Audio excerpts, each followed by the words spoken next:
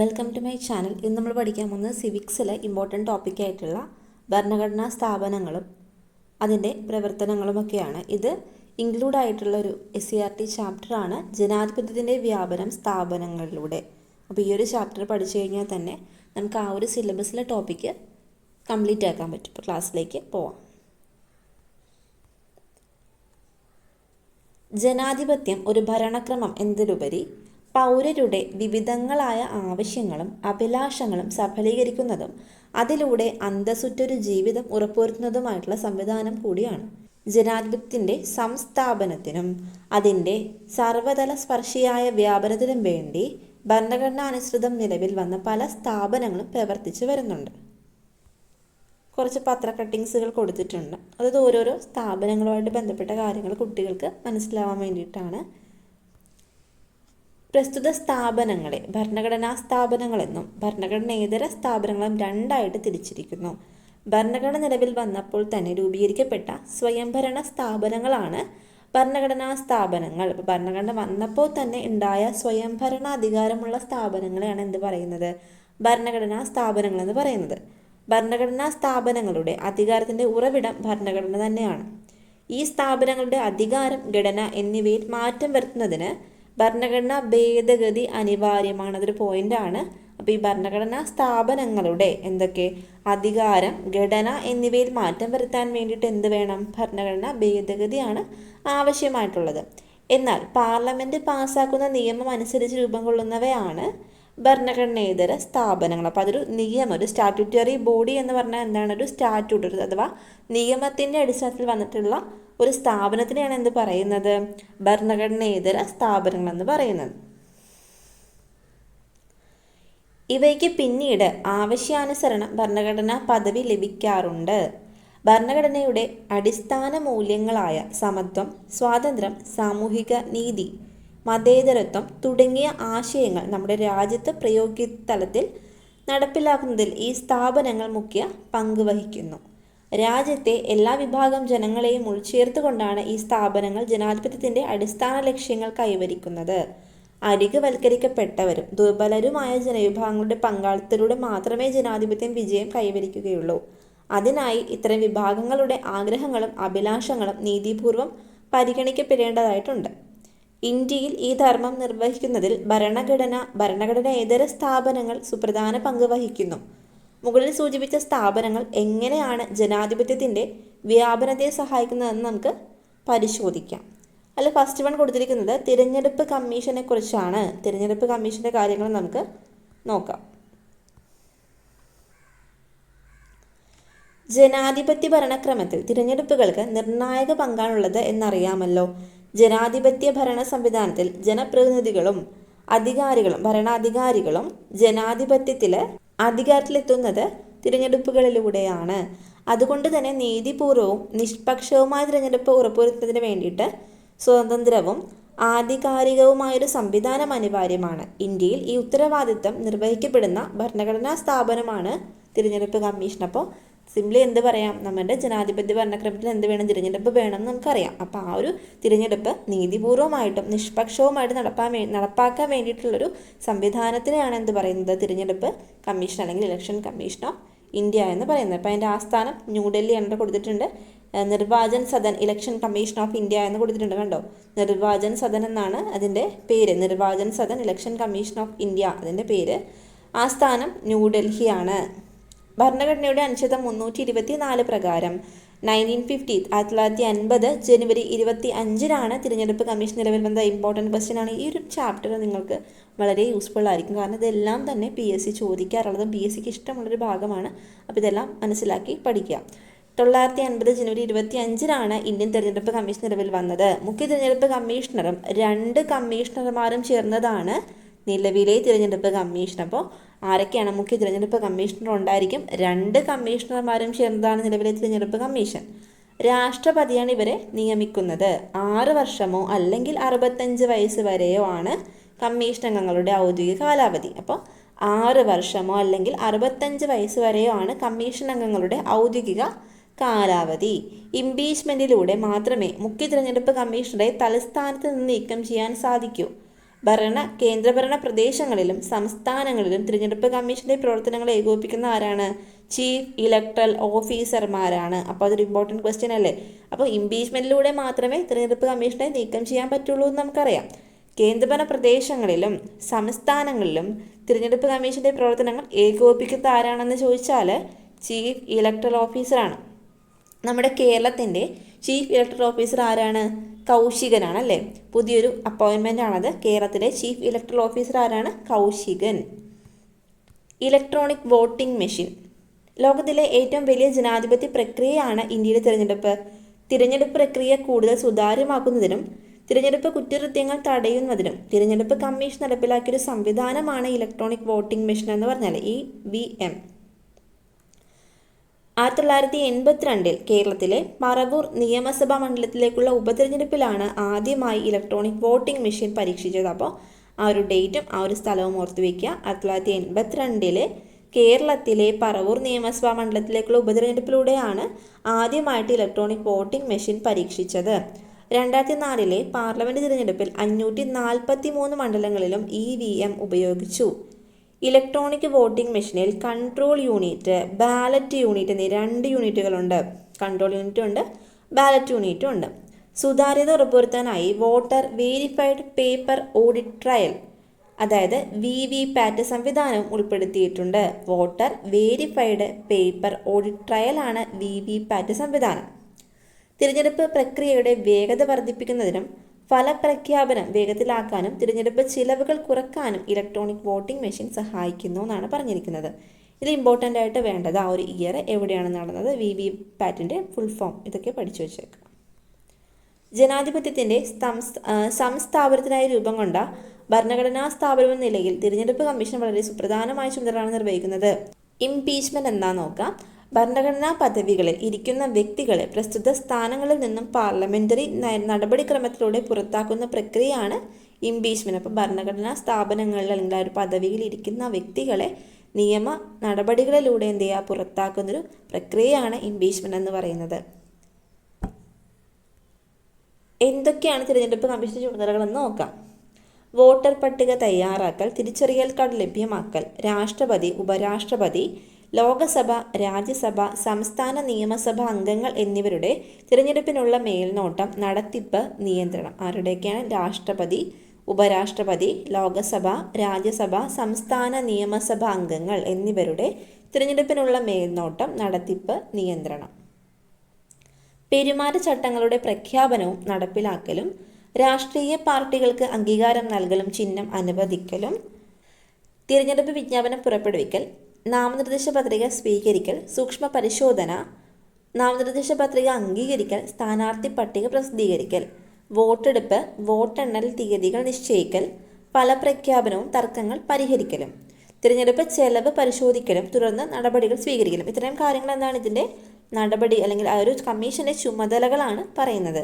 തിരഞ്ഞെടുപ്പ് കമ്മീഷൻ്റെ ചുമതലകൾ, ഉത്തരവാദിത്തങ്ങൾ തുടങ്ങിയവ നിർവഹിക്കുന്നതിനും വിപുലവും സങ്കീർണവുമായ തിരഞ്ഞെടുപ്പ് സംവിധാനം കാര്യക്ഷമവും ബഹുജന പങ്കാളിത്തവുമായി മാറ്റുന്നതിനും സുസംഘടിതമായ നിയമങ്ങളാണ് നമ്മുടെ രാജ്യത്തുള്ളത്. 1950 51 ജനപ്രാതിനിധ്യ നിയമങ്ങൾ ഈ ധർമ്മങ്ങളാണ് നിർവഹിക്കുന്നത്.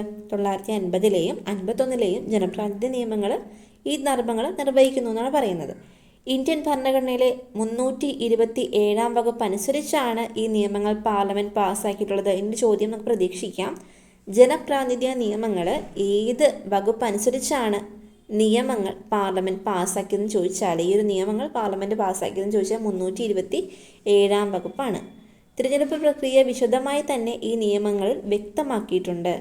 നാമനിർദ്ദേശ പത്രിക സ്വീകരിക്കുന്നത് മുതൽ ഫലപ്രഖ്യാപനം വരെയുള്ള എല്ലാ ഘട്ടങ്ങളും ഇതിൽ വ്യവസ്ഥ ചെയ്യപ്പെടുന്നു. നമുക്ക് ഈ 2 നിയമങ്ങൾ ഏതൊക്കെയാണെന്ന് പരിചയപ്പെടാം.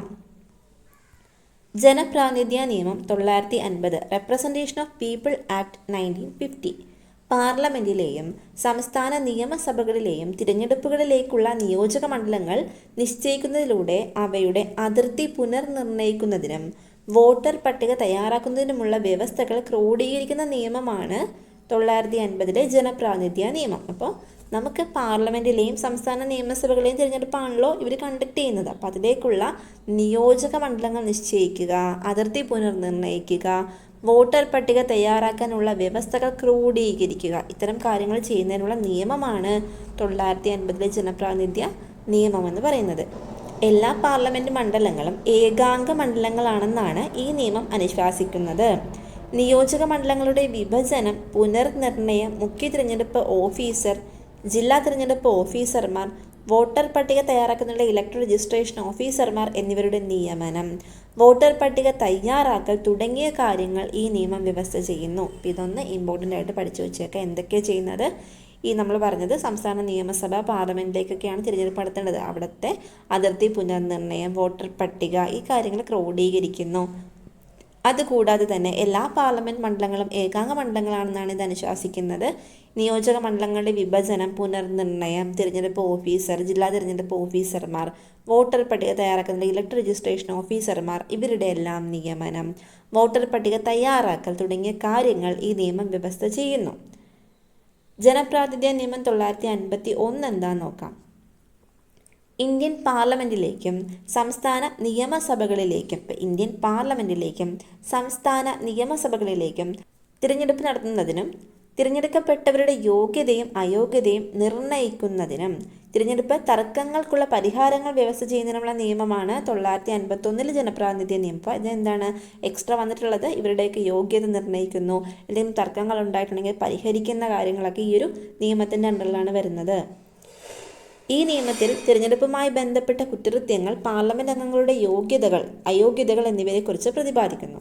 പാർലമെൻറ്റിലെയും സംസ്ഥാന നിയമസഭകളിലെയും അംഗങ്ങളെ അയോഗ്യരാക്കുന്നതിനെക്കുറിച്ചും തിരഞ്ഞെടുപ്പ് സംവിധാനത്തെക്കുറിച്ചും മുഖ്യ തിരഞ്ഞെടുപ്പ് കമ്മീഷണർ, ജില്ലാ തിരഞ്ഞെടുപ്പ് ഓഫീസർ, തിരഞ്ഞെടുപ്പ് നിരീക്ഷകർ, റിട്ടേണിംഗ് ഓഫീസർമാർ എന്നിവരുടെ ചുമതലകളെക്കുറിച്ചും യോഗ്യതകളും ഈ നിയമത്തിൽ നിർവചിക്കുന്നുണ്ട്.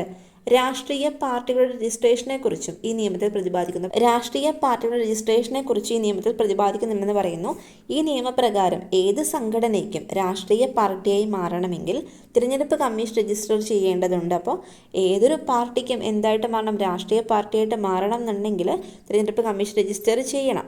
ദേശീയ പാർട്ടി ഉണ്ടാവും, പ്രാദേശിക പാർട്ടി ഉണ്ടായിരിക്കും അല്ല. നമുക്കറിയാം ഓരോരോ പാർട്ടികൾ ദേശീയം, പ്രാദേശികം കാറ്റഗറൈസ് ചെയ്യുന്നുണ്ട്. അപ്പോൾ അങ്ങനെയുള്ള പദവികൾക്കുള്ള മാനദണ്ഡങ്ങളും തിരഞ്ഞെടുപ്പ് ചിഹ്നങ്ങൾ ലഭിക്കുന്നതിനുള്ള മാനദണ്ഡങ്ങളൊക്കെ ഈ ഒരു നിയമത്തിലാണ് പറയുന്നത്. അപ്പോൾ എന്തെങ്കിലും തർക്കങ്ങളുണ്ടെങ്കിൽ അതിന് പരിഹാരം കാണേണ്ടത്, പിന്നെ ഈ പറയുന്ന ഉദ്യോഗസ്ഥരുടെ യോഗ്യത, അയോഗ്യതകൾ, എന്തെങ്കിലും കുറ്റകൃത്യങ്ങളോ അല്ലെങ്കിൽ അവർക്ക് വേണ്ട യോഗ്യതകൾ, അങ്ങനത്തെ കാര്യങ്ങളെല്ലാം വരുന്ന ഇതിനകത്താണ്. അതുപോലെ തന്നെ പറഞ്ഞത് എന്തെങ്കിലും പാർട്ടിയുമായിട്ട് ബന്ധപ്പെട്ട കാര്യങ്ങൾ പറഞ്ഞു. ചിഹ്നങ്ങൾ ലഭിക്കണം എന്നുണ്ടെങ്കിൽ എന്തൊക്കെ മാനദണ്ഡമാണ് വേണ്ടത്, ഇത്തരം കാര്യങ്ങളൊക്കെയാണ് 51 നിയമത്തിൽ പറയുന്നത്. ഇവിടെ ഒരു ബോക്സ് കൊടുത്തിട്ട് നമ്മൾ വായിക്കാൻ വിട്ടുപോയായിരുന്നു.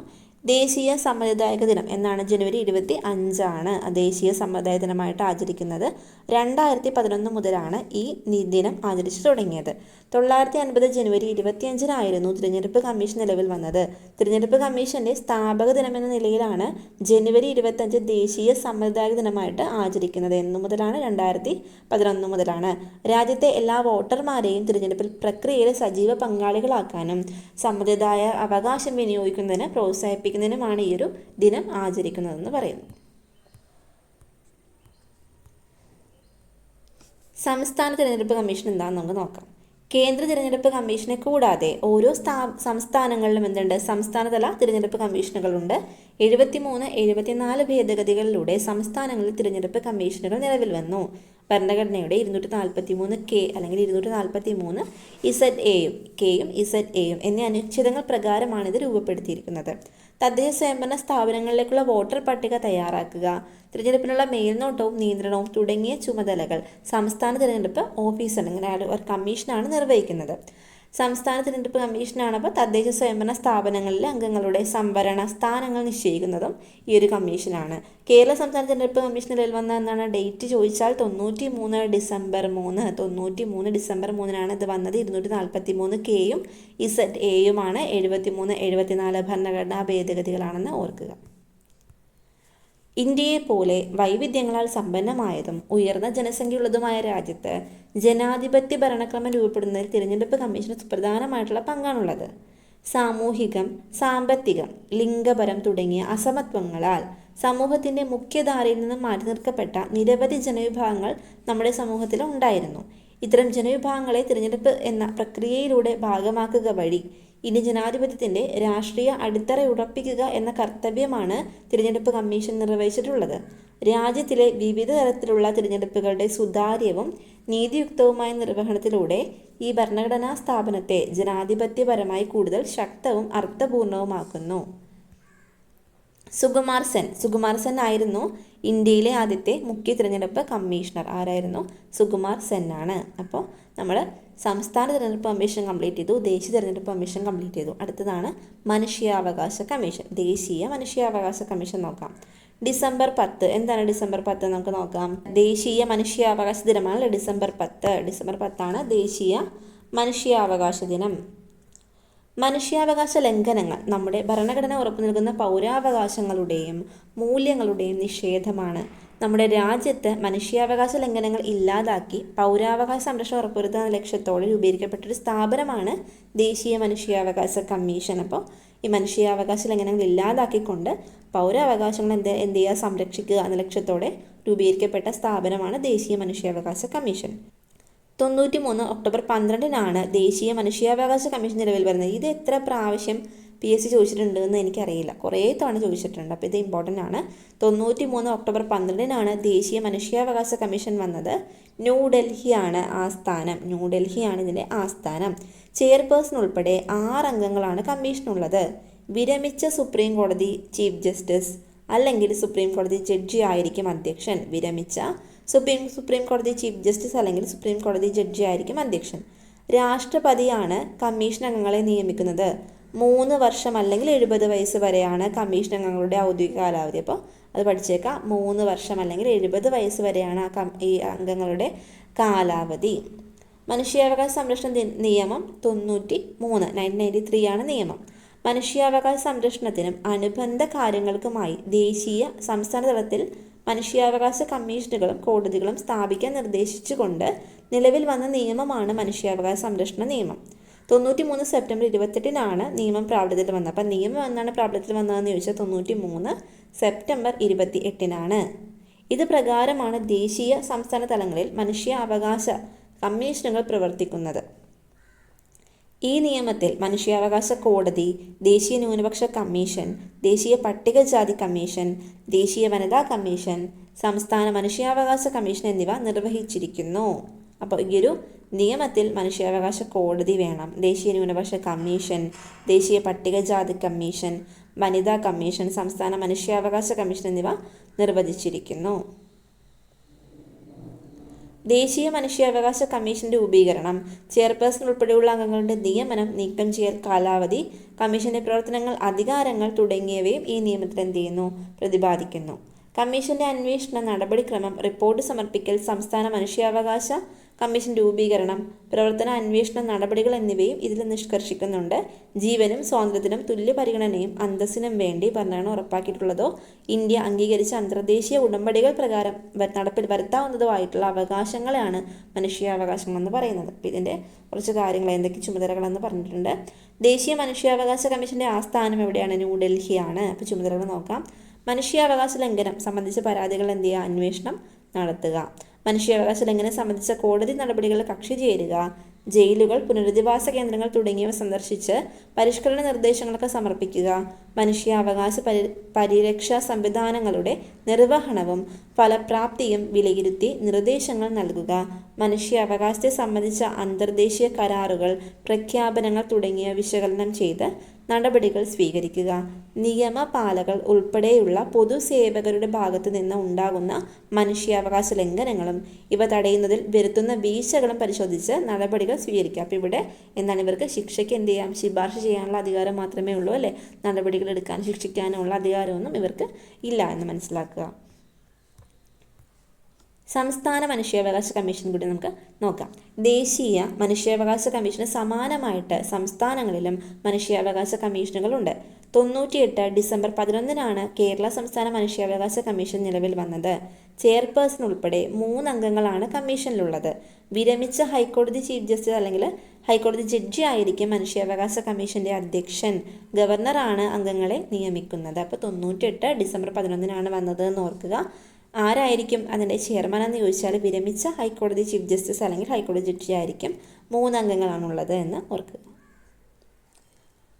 ജനാധിപത്യ വ്യവസ്ഥയിൽ മനുഷ്യാവകാശങ്ങൾക്ക് നിസ്തൂലമായ സ്ഥാനമാണുള്ളത്. മനുഷ്യനെന്ന നിലയിൽ അന്തസ്സോടെയും അഭിമാനത്തോടെയും സ്വന്തം അവകാശങ്ങൾ വിനിയോഗിക്കാൻ സാധിക്കുമ്പോഴാണ് ജനാധിപത്യ സംവിധാനം പൂർണ്ണവും അർത്ഥവത്താകുന്നത്. പൗരരുടെ മനുഷ്യാവകാശങ്ങൾ സംരക്ഷിച്ച് അതിലൂടെ ജനാധിപത്യത്തിൻ്റെ വ്യാപനം ഉറപ്പാക്കുന്നതിൽ ദേശീയ മനുഷ്യാവകാശ കമ്മീഷൻ സുപ്രധാനമായിട്ടുള്ള പങ്ക് വഹിക്കുന്നു. അടുത്തൊരു കമ്മീഷനാണ് ദേശീയ വനിതാ കമ്മീഷൻ. സമൂഹത്തിൽ സ്ത്രീകൾ അഭിമുഖീകരിക്കുന്ന വിവിധ പ്രശ്നങ്ങളിൽ ഇടപെട്ട് നിയമപരമായ പരിഹാരങ്ങൾ നിർദ്ദേശിക്കുകയും നടപടികൾ ശുപാർശ ചെയ്യുകയുമാണ് ദേശീയ വനിതാ കമ്മീഷന്റെ ചുമതല. 92 ജനുവരി 31 ദേശീയ വനിതാ കമ്മീഷൻ സ്ഥാപിതമായത്. അപ്പോൾ 92 ജനുവരി 31 ദേശീയ വനിതാ കമ്മീഷൻ സ്ഥാപിതമായതെന്ന് പഠിക്കാം. ചെയർപേഴ്സണും 5 അംഗങ്ങളും ഒരു മെമ്പർ സെക്രട്ടറിയും ഉൾപ്പെടുന്നതാണ് കമ്മീഷൻ. അപ്പോൾ ചെയർപേഴ്സൺ ഉണ്ട്, കൂടാതെ 5 അംഗങ്ങളുണ്ട്, അതുപോലെ ഒരു മെമ്പർ സെക്രട്ടറിയും കൂടിയുണ്ട്. ഇതൊക്കെയാണ് അതിൻ്റെ അംഗങ്ങളുടെ ഒരു സ്ട്രക്ചർ എന്ന് പറയുന്നത്. ഈ അംഗങ്ങളെ നിയമിക്കുന്നത് ആരാണ്? കേന്ദ്ര സർക്കാരാണ്. 3 വർഷമാണ് ഇവരുടെ ഔദ്യോഗിക കാലാവധി. സ്ത്രീകളുടെ സുരക്ഷയും തുല്യതയും അവകാശ സംരക്ഷണത്തിനുമായി വിപുലമായ അധികാരങ്ങളും ചുമതലകളും ദേശീയ വനിതാ കമ്മീഷന് ഉണ്ട്. ഇതാണ് ദേശീയ വനിതാ കമ്മീഷൻ തന്നിരിക്കുന്നത്. അതിൻ്റെ ആസ്ഥാനം എവിടെയാണ്? ന്യൂഡൽഹിയാണ്. ദേശീയ വനിതാ കമ്മീഷൻ്റെ ആസ്ഥാനം ന്യൂഡൽഹിയാണ്. അന്താരാഷ്ട്ര വനിതാ ദിനം. സ്ത്രീകളുടെ അവകാശങ്ങൾ സംരക്ഷിക്കുക, സ്ത്രീകൾക്കെതിരായ അക്രമങ്ങളും വിവേചനങ്ങളും തടയുക, സാമൂഹിക മുന്നേറ്റത്തിൽ സ്ത്രീകളുടെ പങ്കാളിത്തം ഉറപ്പുവരുത്തുക തുടങ്ങിയ ഉദ്ദേശ ലക്ഷ്യങ്ങളോടെയാണ് അന്താരാഷ്ട്ര വനിതാ ദിനം ആചരിക്കുന്നത്. മാർച്ച് 8 അന്താരാഷ്ട്ര വനിതാ ദിനം. സ്ത്രീകൾക്കെതിരായിട്ടുള്ള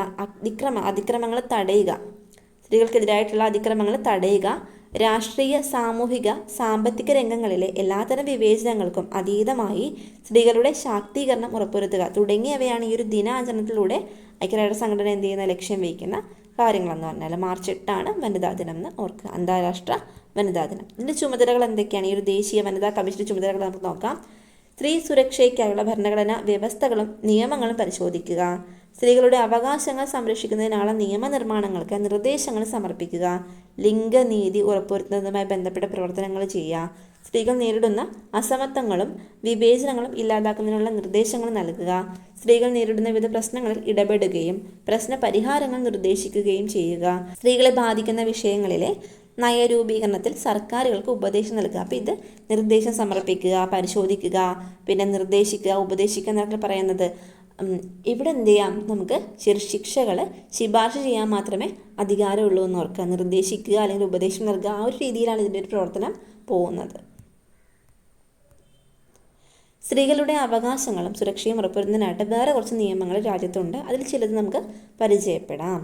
സ്ത്രീധന നിരോധന നിയമം 961. സ്ത്രീധന നിരോധന നിയമം 961 നമുക്കറിയാം എന്താണ്? സംയുക്ത സമ്മേളനം വഴി പാസ്സാക്കപ്പെട്ടൊരു നിയമമാണ് അല്ലേ ഇത്. സ്ത്രീധനം എന്ന ദുരാചാരം സമൂഹത്തിൽ നിന്നും തുറച്ചു നിൽക്കാൻ വേണ്ടിയിട്ടും സ്ത്രീധനത്തിൻ്റെ പേരിലുള്ള അതിക്രമങ്ങൾ തടയാനും വേണ്ടി 961 പാർലമെൻറ്റ് പാസ്സാക്കിയ നിയമമാണ് സ്ത്രീധന നിരോധന നിയമം. വിവാഹവുമായി ബന്ധപ്പെട്ട് നിർബന്ധിതമായോ മുൻധാരണകൾ പ്രകാരമോ നൽകുന്ന ധനമാണ് സ്ത്രീധനം. ഒരു നിശ്ചിത തുകയോ ആഭരണങ്ങളോ സ്വത്തോ കൊടുക്കാമെന്നുള്ള വാഗ്ദാനമാണ് ഒരാൾ വിവാഹത്തിന് സമ്മതിപ്പിക്കുന്നതെങ്കിൽ അതും സ്ത്രീധനമാണ്. ഈ നിയമപ്രകാരം സ്ത്രീധനം സ്വീകരിക്കുന്നതും നൽകുന്നതും എന്നാണ് കുറ്റകരമായിട്ട് പറയുന്നു.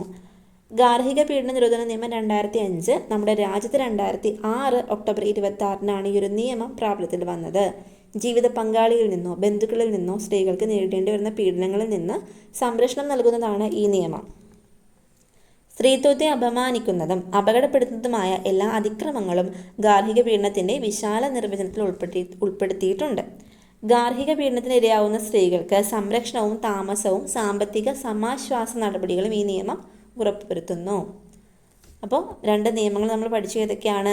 സ്ത്രീധന നിരോധന നിയമം പഠിച്ചു, ഗാർഹിക പീഡന നിരോധന നിയമവും പഠിച്ചു.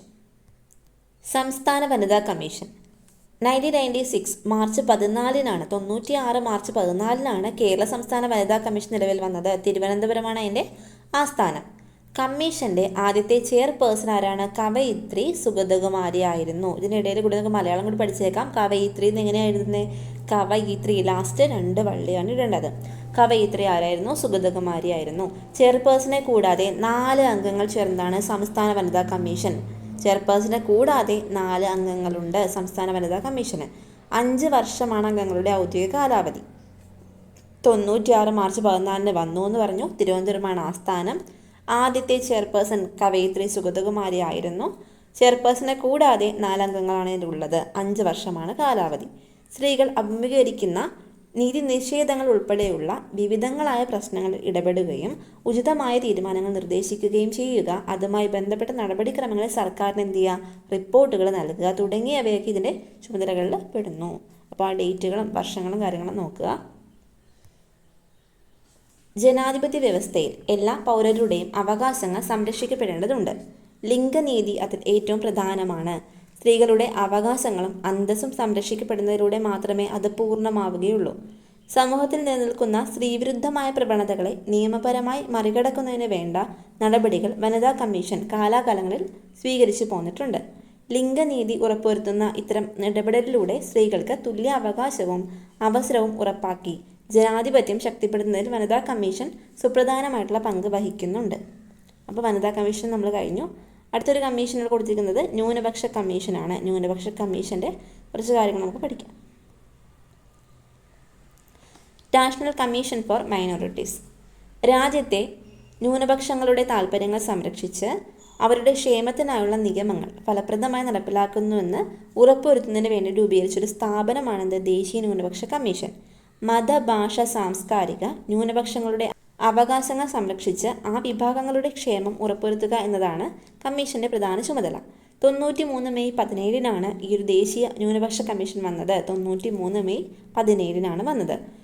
ചെയർപേഴ്സൺ, വൈസ് ചെയർപേഴ്സൺ 5 അംഗങ്ങൾ, ഇതാണ് അതിൻ്റെ ഘടന. ചെയർപേഴ്സൺ, വൈസ് ചെയർപേഴ്സൺ 5 അംഗങ്ങൾ ഉൾപ്പെടുന്നതാണ് കമ്മീഷൻ. കേന്ദ്ര ഗവൺമെൻറ്റാണ് ഇവരെ നോമിനേറ്റ് ചെയ്യുന്നത്. രാഷ്ട്രപതിയാണ് കമ്മീഷൻ അംഗങ്ങളെ നിയമിക്കുന്നത്. അപ്പം നോമിനേറ്റ് ചെയ്യുന്നത് ആരാണ്, നാമനിർദ്ദേശം ചെയ്യുന്നത് ആരാണ്? അത് കേന്ദ്ര ഗവൺമെൻറ് ആണെങ്കിലും നിയമനം ചെയ്യുന്നത് ആരാണ്? രാഷ്ട്രപതിയാണ്. 3 വർഷമാണ് അംഗങ്ങളുടെ ഔദ്യോഗിക കാലാവധി. ദേശീയ ന്യൂനപക്ഷ കമ്മീഷന് വിപുലമായ അധികാരങ്ങളും ചുമതലകളുമാണ് നിർവഹിക്കാനുള്ളത്. അപ്പോൾ എന്തൊക്കെയാണ് അവരുടെ അധികാരങ്ങളും ചുമതലകളും എന്ന് നോക്കാം. ഡേറ്റ് മറക്കരുത്, 93 മെയ് 17 ഇവരുടെ ചുമതലകളാണ് ന്യൂനപക്ഷങ്ങളുടെ സാമൂഹിക വികസന പുരോഗതി വിലയിരുത്തുക, ന്യൂനപക്ഷങ്ങളുടെ സംരക്ഷണാർത്ഥമുള്ള ഭരണഘടനാ വ്യവസ്ഥകളുടെയും നിയമങ്ങളുടെയും പ്രവർത്തനം വിലയിരുത്തുക. അപ്പോൾ അവരുടെ സാമൂഹ്യ വികസന പുരോഗതിയൊക്കെ വിലയിരുത്തുക, അതുപോലെ ഇവരെ സംരക്ഷിക്കാൻ വേണ്ടിയിട്ടുള്ള ഭരണഘടനയിൽ എന്തൊക്കെ വ്യവസ്ഥകളുണ്ട്, എന്തൊക്കെ നിയമങ്ങളുണ്ട് എന്നൊക്കെ ഇവർ അറിഞ്ഞിരിക്കണം. ന്യൂനപക്ഷങ്ങൾ നേരിടുന്ന പ്രശ്നങ്ങളും പ്രതിസന്ധികളും സംബന്ധിച്ച റിപ്പോർട്ടുകൾ കാലാകാലങ്ങളിൽ സമർപ്പിക്കുക.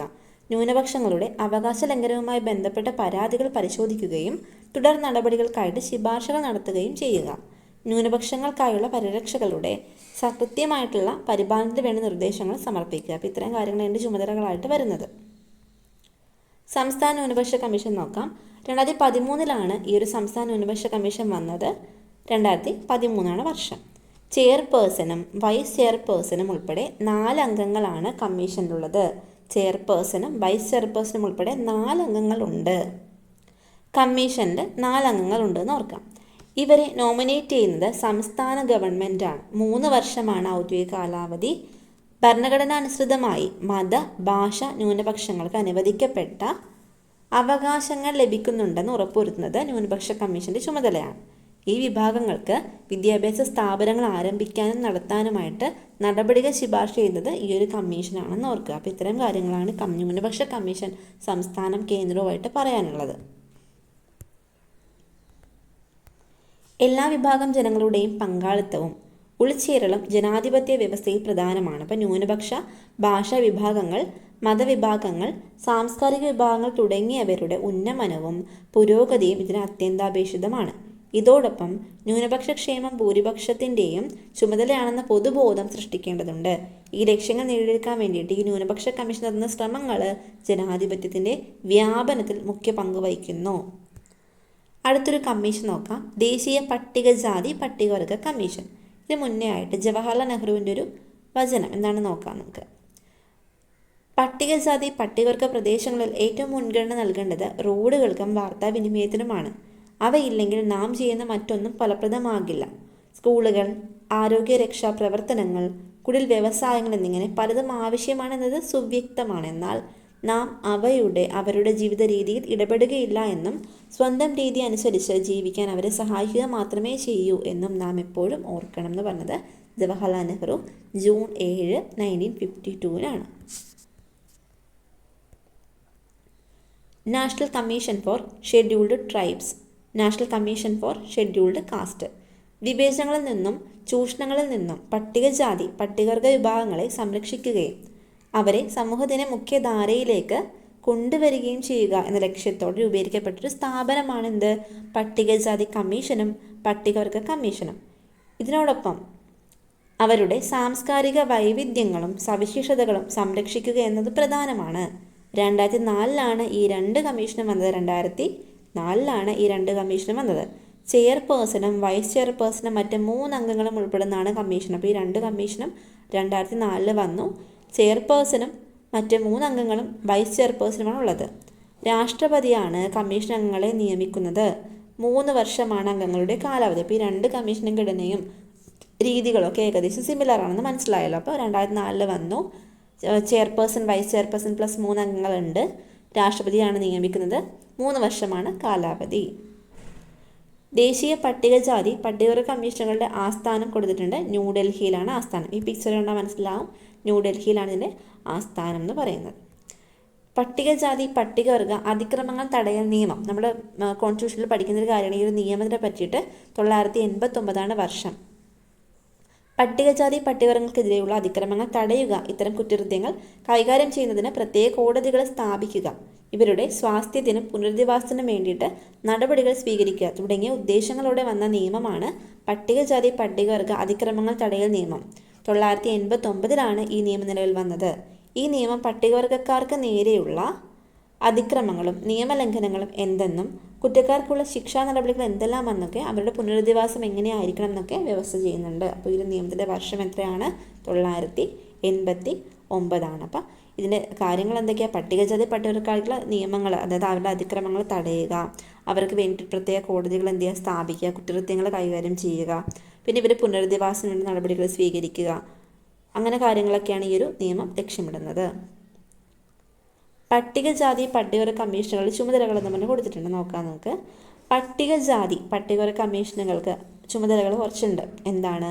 പട്ടികജാതി പട്ടികവർഗ വിഭാഗങ്ങൾക്കെതിരെയുള്ള അതിക്രമങ്ങളുമായി ബന്ധപ്പെട്ട പരാതികളിൽ മേൽ എന്ത് ചെയ്യുക? അന്വേഷണം നടത്തുക, ഇവരുടെ ക്ഷേമം, സംരക്ഷണം, ഉന്നമനം എന്നിവ ലക്ഷ്യമിട്ടുള്ള പ്രവർത്തനങ്ങളെ ഏകോപിപ്പിക്കുക, പട്ടികജാതി പട്ടികവർഗ വിഭാഗങ്ങൾ നേരിടുന്ന വെല്ലുവിളികൾ പരിഹരിക്കുന്നതിനുള്ള മാർഗനിർദ്ദേശങ്ങൾ സർക്കാരുകൾക്ക് സമർപ്പിക്കുക, പട്ടികജാതി പട്ടികവർഗ ക്ഷേമത്തിനായുള്ള ഭരണഘടനാ വ്യവസ്ഥകളും നിയമങ്ങളും കാര്യക്ഷമമായി നടപ്പിലാക്കുന്നുവെന്ന് വിലയിരുത്തുക. ഇത്രയും കാര്യങ്ങളാണ് ഇവർ ചെയ്യേണ്ടത്. അപ്പോൾ പരാതികൾ കൊടുത്തിട്ടുണ്ടെങ്കിൽ അന്വേഷിക്കണം, അതുപോലെ അവരുടെ ക്ഷേമം, സംരക്ഷണം, ഉന്നമനം ഇതൊക്കെ ലക്ഷ്യമാക്കി പ്രവർത്തിക്കുക. എന്തെങ്കിലും വെല്ലുവിളികൾ നേരിടുന്നുണ്ടെങ്കിൽ എപ്പോൾ തന്നെ എന്ത് ചെയ്യുക? പരിഹാരം കണ്ടുപിടിക്കുക. അതുമായിട്ട് ബന്ധപ്പെട്ട ഭരണഘടനാ വ്യവസ്ഥകളും നിയമങ്ങളും കാര്യക്ഷമമായിട്ടൊക്കെ നടക്കുന്നുണ്ടോ എന്നൊക്കെ അന്വേഷിക്കുക. ഇതൊക്കെയാണ് ഈ ഒരു കമ്മീഷനുകൾ ചെയ്യേണ്ട കാര്യം. സംസ്ഥാന പട്ടികജാതി പട്ടിക ഗോത്രവർഗ കമ്മീഷൻ. കേരളത്തിലെ പട്ടികജാതി പട്ടിക ഗോത്രവർഗ വിഭാഗത്തിൽപ്പെട്ടവരുടെ ക്ഷേമവും സംരക്ഷണവും ഉറപ്പാക്കുക എന്ന ലക്ഷ്യത്തോടെ രൂപവൽക്കരിക്കപ്പെട്ട സ്ഥാപനമാണ് കേരള പട്ടികജാതി പട്ടിക ഗോത്രവർഗ കമ്മീഷൻ. ചെയർപേഴ്സണും മറ്റ് 2 അംഗങ്ങളും ഉൾപ്പെടുന്നതാണ് കമ്മീഷൻ. ചെയർപേഴ്സണും മറ്റ് 2 അംഗങ്ങളും, ടോട്ടൽ 3 അംഗങ്ങളാണുള്ളത്. ഗവർണറാണ് ഇവർ നിയമിക്കുന്നത്. 3 വർഷമാണ് കാലാവധി. പട്ടികജാതി പട്ടികവർഗ വിഭാഗങ്ങളുടെ അവകാശങ്ങൾ നിഷേധിക്കപ്പെടുന്നതുമായിട്ട് ബന്ധപ്പെട്ട പരാതികളിൽ അന്വേഷണം നടത്തുകയും അനന്തര നടപടികൾ ശുപാർശ ചെയ്യുകയുമാണ് ഇവരുടെ ചുമതല. കൂടാതെ പ്രസ്തുത വിഭാഗങ്ങളുടെ സാമൂഹ്യ സാമ്പത്തിക സ്ഥിതി വിലയിരുത്തുകയും അവരുടെ പുരോഗതി ഉറപ്പാക്കുന്നതുമായിട്ട് ബന്ധപ്പെട്ട നിർദ്ദേശങ്ങൾ നൽകുകയും ഈ ഒരു കമ്മീഷൻ്റെ ചുമതലയാണെന്ന് ഓർക്കുക. പിന്നെ കാലാവധി 3 വർഷമാണ്. അതുപോലെ അതിൻ്റെ അംഗങ്ങളെ ആരൊക്കെയാണ്? ചെയർപേഴ്സണും മറ്റ് 2 അംഗങ്ങളാണുള്ളത് എന്നൊക്കെ ഓർക്കുക. ചരിത്രഗതിയിൽ സാമൂഹികമായി പാർശ്വവൽക്കരിക്കപ്പെട്ട പോയ ജനവിഭാഗങ്ങളുടെ സജീവമായ പങ്കാളിത്തം ഉറപ്പുവരുത്തുന്നതിലൂടെ മാത്രമേ ജനാധിപത്യം പൂർണ്ണമാവുകയുള്ളൂ. ഇവരുടെ സവിശേഷമായ പാരമ്പര്യ അറിവുകളും സംസ്കാരവും തനിമ നഷ്ടപ്പെടാതെ സംരക്ഷിക്കുന്നതോടൊപ്പം തന്നെ ആധുനിക സമൂഹത്തിൽ ഈ ജനതയുടെ ഉൾച്ചേരലും ഉറപ്പാക്കേണ്ടതായിട്ടുണ്ട്. ദേശീയ പട്ടികജാതി കമ്മീഷൻ, പട്ടികവർഗ കമ്മീഷൻ എന്നിവയുടെ പ്രവർത്തനങ്ങൾ ഈ പ്രക്രിയയുടെ ആക്കം കൂട്ടുകയും ജനാധിപത്യത്തെ കൂടുതൽ കരുത്തുറ്റതാക്കുകയും ചെയ്യുന്നു എന്നാണ് പറയുന്നത്. വിദ്യാഭ്യാസം എല്ലാവർക്കും പ്രാപ്യമായ ഒരു നിലയിലേക്ക് കൊണ്ടുവന്നേ മതിയാകൂ. പിന്നാക്ക വിഭാഗം ജനങ്ങൾക്ക് ഉന്നത വിദ്യാഭ്യാസം എത്രയും ചിലവ് കുറഞ്ഞതായിരിക്കുകയാണെന്നാവണം വിദ്യാഭ്യാസ വകുപ്പിൻ്റെ നയം. അപ്പം ഉന്നത വിദ്യാഭ്യാസം എല്ലാവരിലേക്കും എത്തിക്കണമല്ലോ, അപ്പോൾ അത് അത്രയും ചിലവ് കുറഞ്ഞ രീതിയിലായിരിക്കണം അത് ചെയ്യേണ്ടത് എന്നാണ് പറയുന്നത്. പ്രായത്തിലെ എല്ലാം സമത്വത്തിലേക്ക് ഉയർത്തുവാനാണെങ്കിൽ അതിന് ഒരേ ഒരു പോം വഴി താണ നിലയിലുള്ളവർക്ക് പ്രത്യേക പരിഗണന നൽകുക മാത്രമാണ് എന്ന് പറഞ്ഞത് ആരാണ്? ഡോക്ടർ BR അംബേദ്കർ ആണ്. അദ്ദേഹം 1927 ഫെബ്രുവരി 24 ലെജിസ്ലേറ്റീവ് കൗൺസിൽ നടന്ന ഒരു ബജറ്റ് പ്രസംഗത്തിന്റെ ഭാഗമായിട്ടാണ് ഇങ്ങനെ പറഞ്ഞത്. National commission four backward classes ആണ് കൊടുത്തിരിക്കുന്നത്, NCBC. രാജ്യത്തെ സാമൂഹികമായും സാമ്പത്തികമായും പിന്നോക്കം നിൽക്കുന്ന വിഭാഗങ്ങളുടെ ഉന്നമനം ലക്ഷ്യമാക്കിയാണ് പിന്നാക്ക വിഭാഗങ്ങൾക്കായുള്ള ദേശീയ കമ്മീഷൻ സ്ഥാപിച്ചിട്ടുള്ളത്. സാമൂഹികമായും വിദ്യാഭ്യാസപരമായി പിന്നോക്കം നിൽക്കുന്ന വിഭാഗക്കാരുടെ പിന്നാക്കാവസ്ഥ പരിഹരിക്കാനുള്ള നിർദ്ദേശങ്ങൾ സമർപ്പിക്കുക എന്നതും കമ്മീഷന്റെ ചുമതലകളിൽ ഉൾപ്പെടുന്നതാണ്. 93-ലാണ് കമ്മീഷൻ നിലവിൽ വന്നത്. ചെയർപേഴ്സണും വൈസ് ചെയർപേഴ്സണും 3 അംഗങ്ങളും ചേർന്നതാണ് കമ്മീഷൻ. രാഷ്ട്രപതിയാണ് കമ്മീഷൻ അംഗങ്ങളെ നിയമിക്കുന്നത്. 3 വർഷമാണ് കാലാവധി. ഏറെക്കുറെ സിമിലർ ടു നമ്മുടെ പട്ടികജാതി പട്ടികവർഗ കമ്മീഷൻ. അപ്പം അതുമായിട്ട് ഇത് കണക്ട് ചെയ്ത് താരതമ്യപ്പെടുത്തി പഠിക്കുക. 3 വർഷമാണ് കാലാവധി. 2018 കമ്മീഷൻ എന്ത് കിട്ടി? ഭരണഘടനാ പദവി ലഭിച്ചു. അപ്പോൾ ഇത് വന്നത് 93-ലാണ് എങ്കിലും ഇതിന് ഭരണഘടനാ പദവി ലഭിക്കുന്നതെന്ന 2018-ലാണ് എന്ന് ഓർക്കുക. ബാക്കിയുള്ള കാര്യങ്ങളെല്ലാം എന്താണ്? മറ്റേതുപോലെ തന്നെ സിമിലർ ആണ്. ദേശീയ പിന്നാക്ക വിഭാഗ കമ്മീഷന്റെ ചുമതലകൾ എന്തൊക്കെയാണ്? പിന്നാക്ക വിഭാഗങ്ങളുടെ ക്ഷേമത്തിനായുള്ള വിവിധ സംവിധാനങ്ങളുടെ പ്രവർത്തനങ്ങളെ സംബന്ധിച്ച റിപ്പോർട്ടുകൾ സർക്കാരിന് എന്ത് ചെയ്യുക? സമർപ്പിക്കുക. ഇവർ നേരിടുന്ന അതിക്രമങ്ങൾക്കെതിരെ നടപടികൾ സ്വീകരിക്കുക, നീതി ഉറപ്പാക്കാൻ ശുപാർശ കൊടുക്കുക, പിന്നാക്ക പദവി സംബന്ധിച്ച ആവശ്യങ്ങൾ പരിശോധിച്ച് വേണ്ട നിർദ്ദേശങ്ങൾ സർക്കാരുകൾക്ക് കൊടുക്കുക, പിന്നാക്ക വിഭാഗങ്ങൾക്കായുള്ള ഭരണഘടനാ വ്യവസ്ഥകളും നിയമങ്ങളും കാര്യക്ഷമമായി നടപ്പിലാക്കുന്നുവെന്ന് ഉറപ്പുവരുത്തുക. ഇത്തരം കാര്യങ്ങളാണ് ഇതിൻ്റെ ചുമതലകളായിട്ട് വരുന്നത്. കേരള സംസ്ഥാന പിന്നാക്ക വിഭാഗ കമ്മീഷൻ എന്താണ്? കേരള സംസ്ഥാന പിന്നാക്ക വിഭാഗ കമ്മീഷൻ നിലവിൽ വന്നത് 93-ലാണ്. 3 വർഷമാണ് കാലാവധി. പിന്നാക്ക വിഭാഗങ്ങളുടെ സാമൂഹിക സാമ്പത്തിക അവസ്ഥ പരിഗണിച്ച് പ്രസ്തുത ജനവിഭാഗങ്ങളെ സംവരണ ലിസ്റ്റിൽ ഉൾപ്പെടുത്തി ആനുകൂല്യങ്ങൾ നൽകാൻ വേണ്ടുന്ന നിർദ്ദേശങ്ങൾ സമർപ്പിക്കുക എന്നതും കമ്മീഷന്റെ ചുമതലകളിൽ പെടുന്നു. അപ്പോൾ ഇവർക്ക് പ്രത്യേകമായിട്ട് എന്ത് ചെയ്യുക? ഒരു സംവരണ ലിസ്റ്റ് ഉണ്ടാക്കി അവർക്ക് ആനുകൂല്യങ്ങളൊക്കെ കൊണ്ടുവരിക എന്നൊക്കെയാണ് ഈ ഒരു നിയമം 93 സ്ഥാപിച്ച ഈ ഒരു പിന്നാക്ക വിഭാഗ കമ്മീഷൻ നിയമം പറയുന്നത്.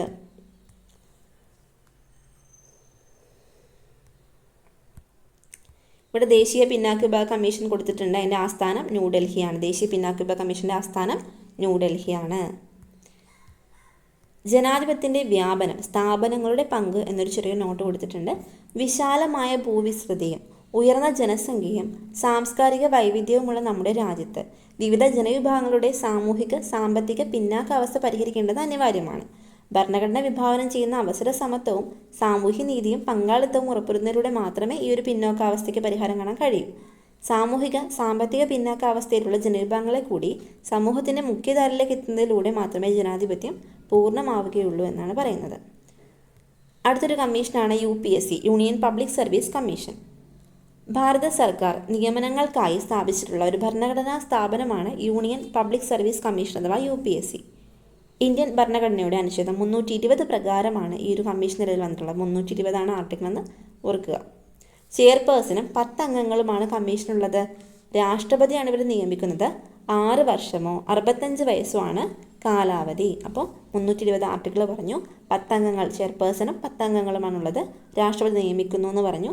6 വർഷമോ 65 വയസ്സുമാണ് കാലാവധി.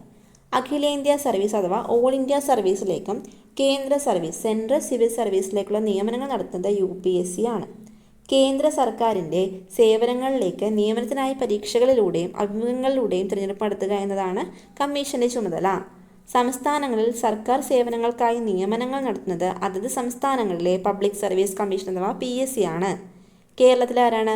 Kerala public service commission KPSC ആണ് സംസ്ഥാന സർക്കാർ നിയമനങ്ങൾ നടത്തുന്നത്. ഇതുമായിട്ട് ബന്ധപ്പെട്ട കാര്യങ്ങളെല്ലാം തന്നെ ഇമ്പോർട്ടൻ്റ് ആണ്, നോട്ട് ചെയ്ത് പഠിക്കുക.